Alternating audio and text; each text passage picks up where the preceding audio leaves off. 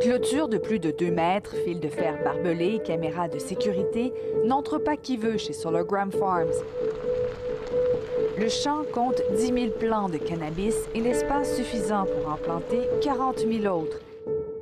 Ici, on croit que l'avenir de l'industrie se déroule à l'extérieur plutôt que dans des serres, même s'il n'est pas possible de produire l'hiver. Moi, je pense qu'on a une meilleure recette parce qu'on utilise l'énergie du soleil qui est gratuit puis qui n'a aucun effet sur notre planète, qui devient des enjeux politiques importants. Quand la culture extérieure à grande échelle est devenue possible au printemps 2019, Marc Leblanc y a vu une occasion d'affaires. Il a investi 8 millions de dollars et il estime économiser plusieurs millions en cultivant ses plants dehors. Moi, ça serait dépasser 1 million par mois au niveau de coût d'énergie, juste ici, si on serait à l'intérieur. Substantiel, énorme.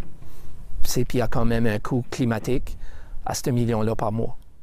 Ça, c'est un nouveau cultivar qu'on a utilisé cette année. Le coût climatique de l'industrie du cannabis intéresse le chercheur David Joly. À l'extérieur, évidemment, bien là, on sauve un petit peu sur la lumière, c'est sûr. On profite de la lumière du soleil. Donc, il y a tous ces aspects-là qui rentrent en ligne de compte. Donc, on voit une popularité qui commence à augmenter dans le but de rendre le marché de plus en plus compétitif. Donc, il y a des gens qui veulent se tourner un peu vers la culture extérieure. Depuis le 31 décembre 2019, le nombre de titulaires de licences autorisées à faire de la culture extérieure a presque quintuplé au pays, passant de 28 à 138 selon Santé Canada. C'est quelque chose qu'on n'a pas beaucoup de données fiables, on a beaucoup de sciences grises, disons, qu'on appelle.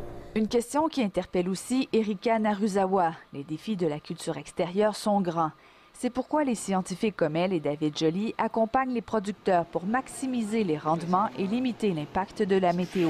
À l'intérieur, même s'il peut y avoir des problèmes de maladies qui affectent les plantes, donc c'est évidemment plus facile de contrôler l'entrée de ces maladies-là.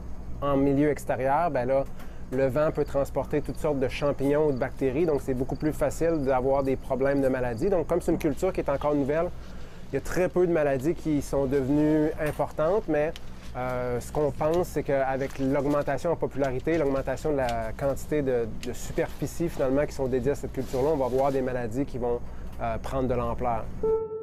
L'objectif, pour rivaliser avec la culture intérieure, atteindre un taux de THC d'au moins 20 %, le seuil recherché par les consommateurs.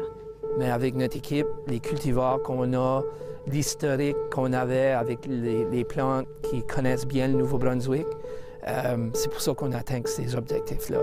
Un taux que Solargram Farms affirme avoir atteint.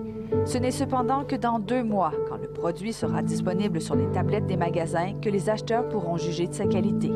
Ici Maude Montembeault, Radio-Canada, Renault.